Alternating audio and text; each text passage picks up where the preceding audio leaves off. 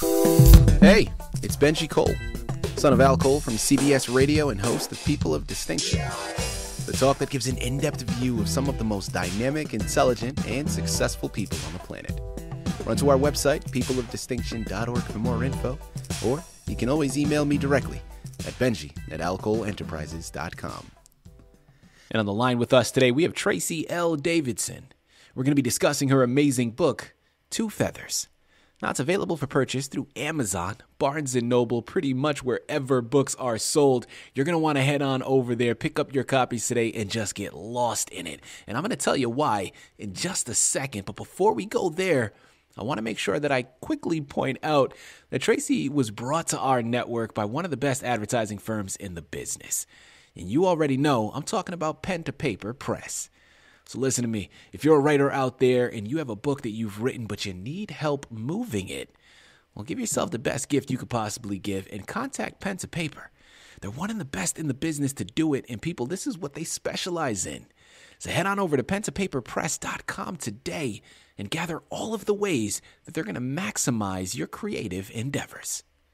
And listen, it is an absolute pleasure, okay, a true delight to have Tracie here on the line. Because there's so much there to offer. Not only is it a fantasy adventure novel, but it's also going to help its readers really learn about life and help them examine relationships and understand that things aren't always as they seem.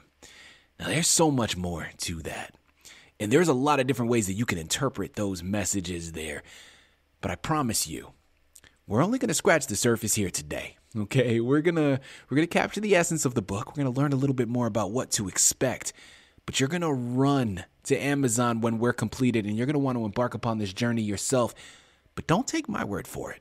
Take Tracie's. She's written the book. She's done the research, and she's gonna be able to articulate everything much better than I ever could. So sit back and strap in, because she's about to take us on a ride. Tracie, first and foremost, welcome to People of Distinction, and thank you very much for being a guest. How you doing today? I'm doing great. Thank you for having me. Absolutely. Listen, this is a true pleasure, okay?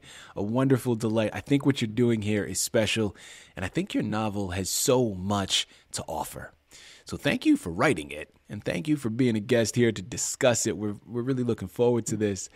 Now, Tracie, before we go into the book, before we learn about your writing process, start off by telling our listening audience a little bit more about yourself, please. Well, I am a born and raised woman from Oregon, but transplanted to Virginia. I had some time in the military. I really enjoy writing now, not so much when in my younger days.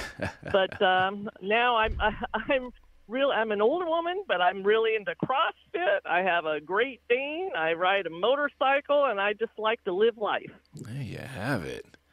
All right. Listen, people, could we have selected a more perfect embodiment of a person of distinction to be on our network? My goodness. Okay. You had me at Great Dane. All right. First and foremost, Tracie, I am a huge animal lover, and I've always aspired to be an owner of a Great Dane. I have a wonderful puppy at the moment, and I don't think he'll like me bringing anybody else into the equation. So hopefully on the next one, the next go round, that Great Dane will finally become mine. And I do want to quickly say thank you very much for your service. I know you mentioned your military background, and I feel like those are always the words that come up whenever whenever anybody from the general public is speaking to a military representative. But I'm going to tell you, Tracie, it never feels like it does enough, right? Saying thank you for your service doesn't quite do the justice for the sacrifices that you and all of your military brothers and sisters have given and really helped to really protect our liberties here in the States. It's all I have to offer at the moment, so I'm going to offer it. Thank you very much for your service, and we truly appreciate it. You're welcome. Of course, absolutely. Now, without further ado, the anchor is all about your fantastic novel, Two Feathers. Tracie, tell us a little bit more about your book. Well, it was written, actually started when my kids were actually 8 and 10 years of age, and I had this idea that I wanted to put them as the stars of this book, and It's just on a Thanksgiving day, I was riding in the car, and I just said, hand me a piece of paper, and I asked my kids if they could be any bird that they wanted to be, what would it be? And they each gave me 3 birds, and I just began writing. There you have it. And that's kind of that was the birth of it. That was the birth of the book. Mm-hmm. I love that origin story, Tracie. Thank you very much. Listen, curiosity for myself, because I know as a writer, research is always going to be part of the process, right? Understanding the worlds that you are creating. Well, how do you research and gather information for your writing, especially when tackling subjects that are outside of your personal experience or expertise, Tracie? Well, it was an initial challenge because back when I started it, the internet was not what it is today. And so I had to kind of do a little bit of book searching regarding the different birds and, their colors and behavior and kinds of sounds.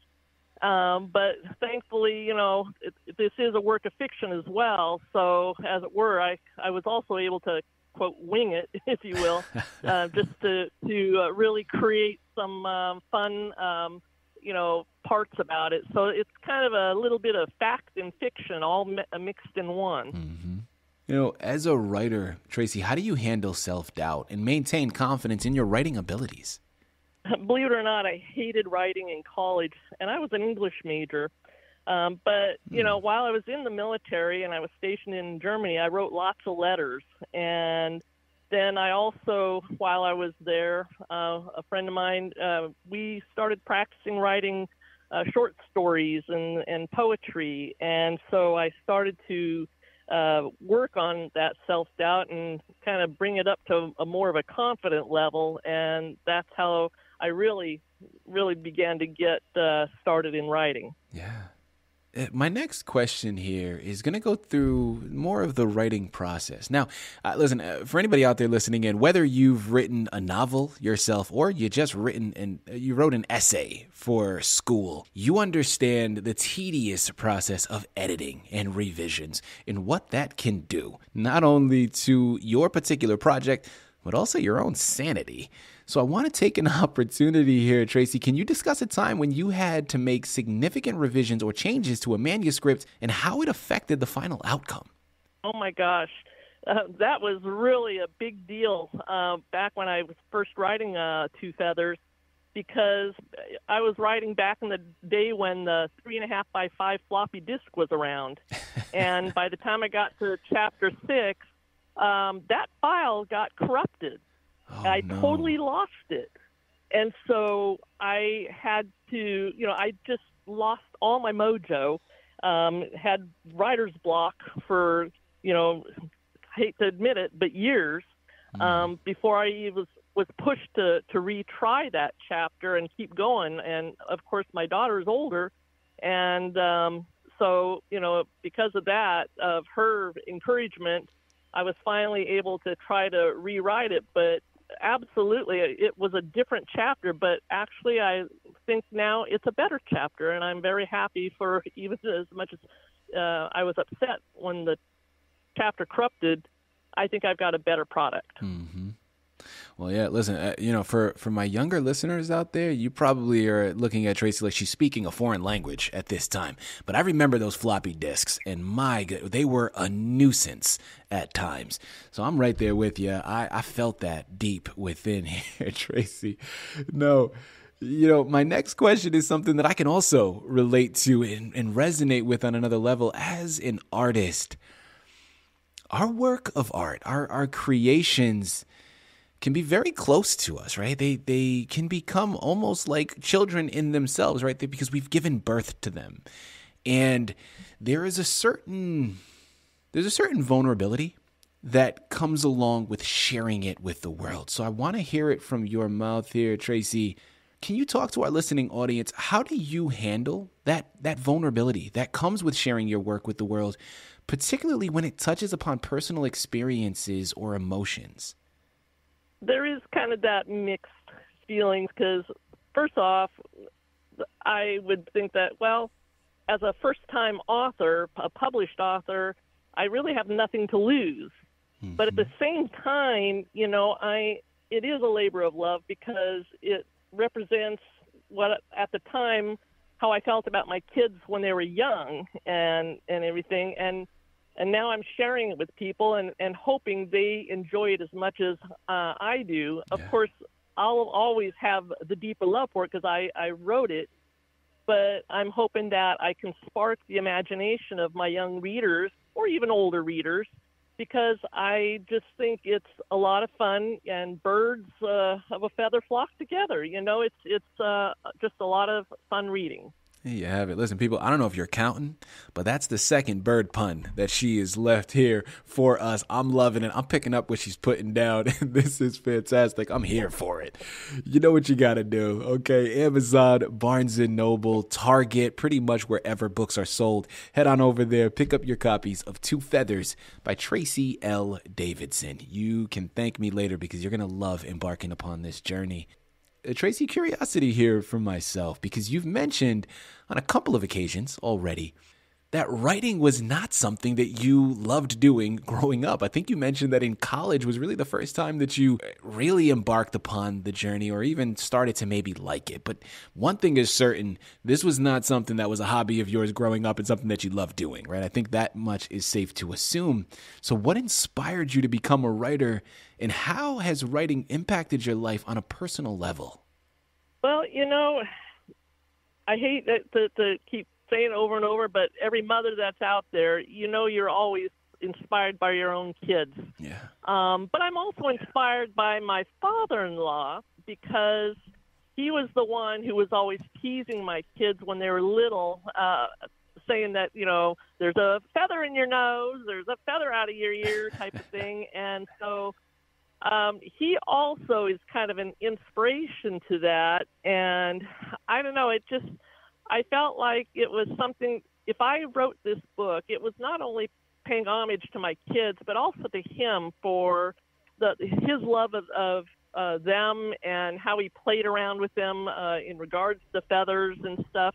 So it really ties the whole family together. And so, and it just became something that I really loved, and it evolved into something that it was very animated, and I think that is really where it started in terms of my love for writing. Yeah.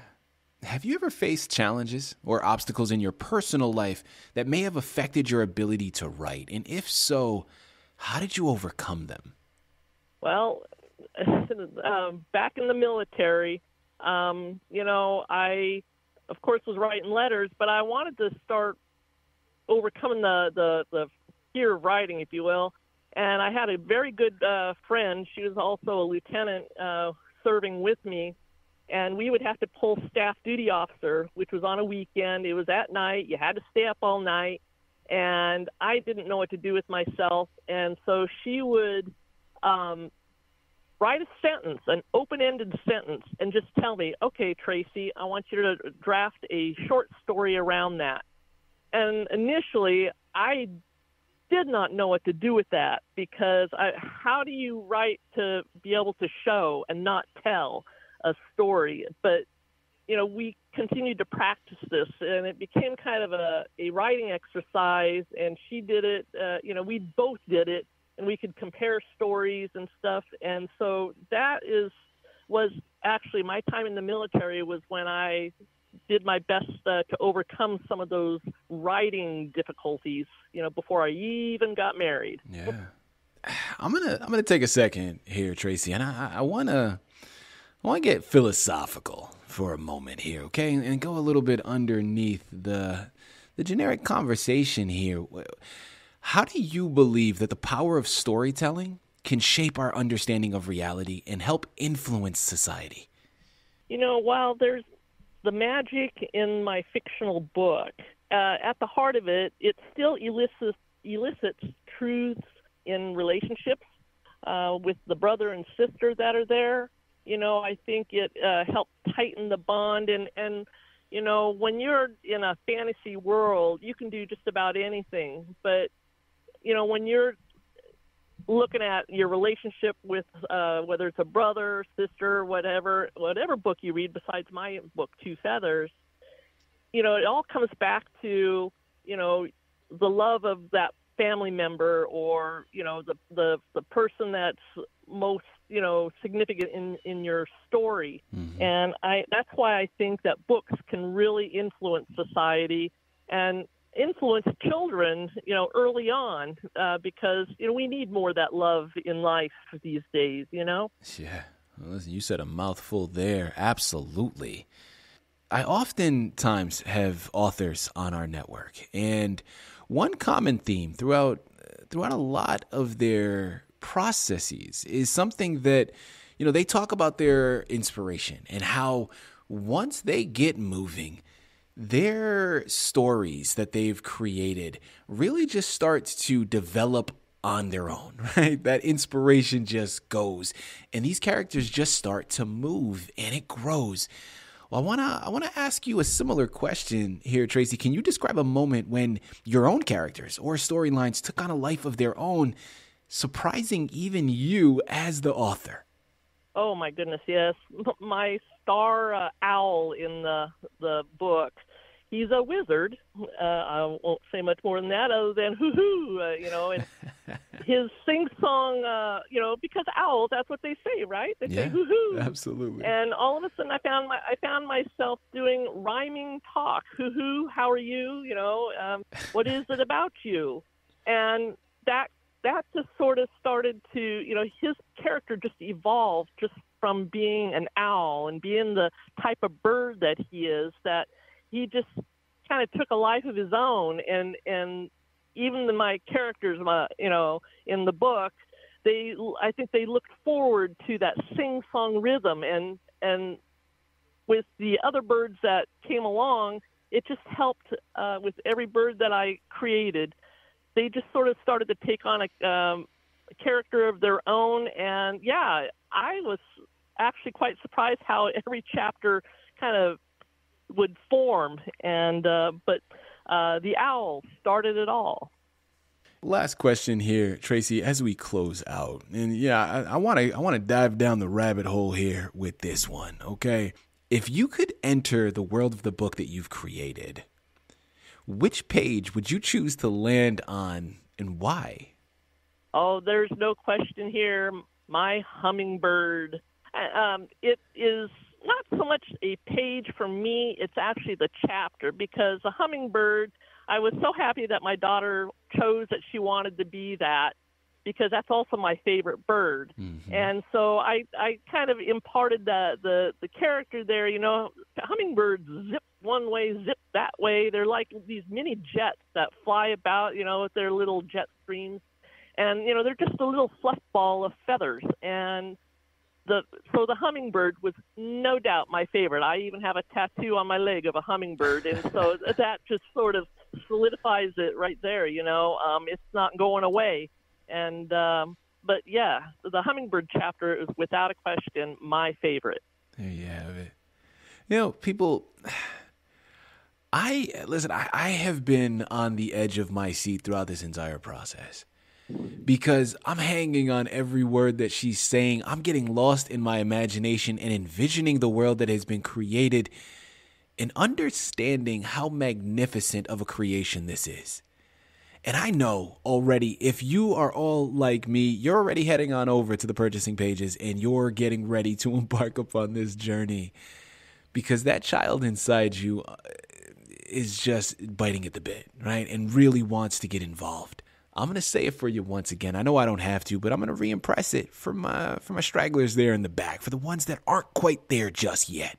You got to go to Amazon and Barnes & Noble, amongst a plethora of other places. People, truly, go to Google, whatever search engine you use, type in Tracie L. Davidson, Two Feathers, and you're going to be greeted with a whole host of places that you're going to be able to purchase this book from. You want to get lost in this, because I promise you, this is something that your children are going to thank you for. And for my imaginative adults out there, this is something you're going to want to maybe steal from your children and get involved in yourself, because I know I do. All right. And I know there's a lot of you out there that can relate as well. Head on over there today. Pick up your copies. This is a wonderful book to add to your shelf, an even better gift to add to someone else's.